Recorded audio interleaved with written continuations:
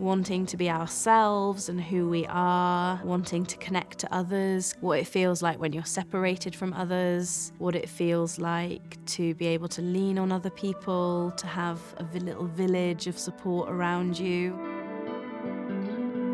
I don't think I've ever seen a group this close, actually. They've become really kind of like bonded. It's allowed the dancers to be really, really vulnerable because there's been such kind of generosity of emotions, fully putting themselves into the tasks emotionally and physically. I hope that the audience can get a feeling for how the group is connected. I hope that it's moving. I hope that it provokes thoughts in the audience and reminds them of things in their life and maybe reminds them of things that they want for their lives.